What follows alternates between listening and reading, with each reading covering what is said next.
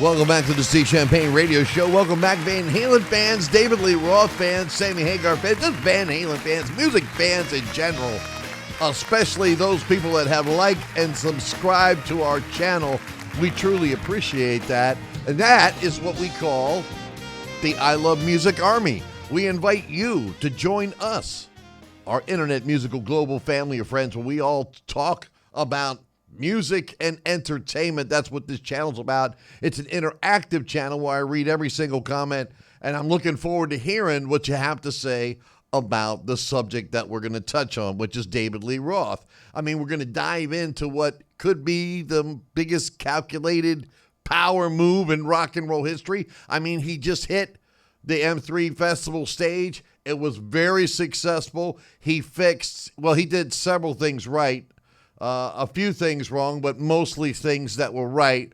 But is this really a coincidence, or is this Diamond Dave sending a message to Sammy Hagar saying, oh, you're saying you're too old, you're going to do this residency, let people come see you. I'm going to go out to the people. I'm going to take this band I assembled of virtually unknown musicians. He doesn't have people that have been in the business, big names.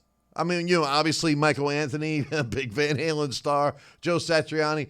He had Jason Bonham. Now he's got Kenny Aronoff. These people are well known in the music industry. The guys that Dave has are not those kind of guys. But, wow, I was a little bit impressed. And I'm going to throw this out. I have some questions for everybody out there. But let's look at the facts. First, Sammy Hagar announces the Best of Both Worlds tour, playing Van Halen music and some stuff of his own.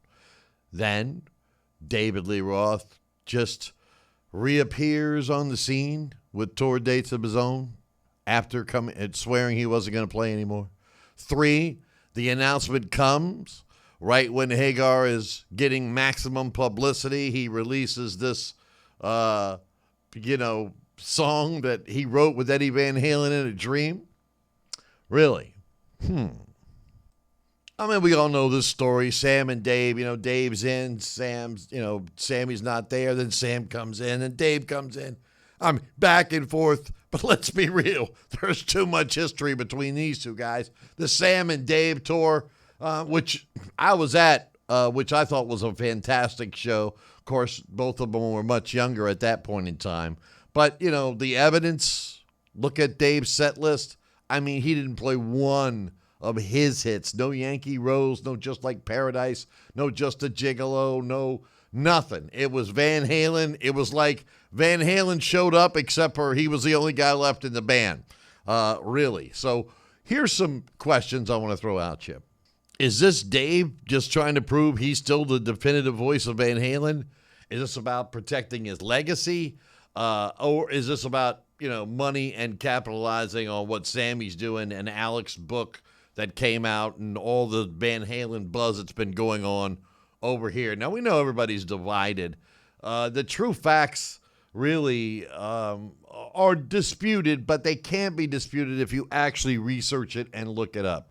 Whether you're on Team Dave or Team Sammy, personally, I'm on Team both. When they first came out with Van Halen 1 and 2, and they were pretty much done back-to-back in a very short period of time, they had a lot of these songs written. They had a lot of these ideas down. A lot of this stuff was going on, and as someone famously says, you have your whole life to write your first record.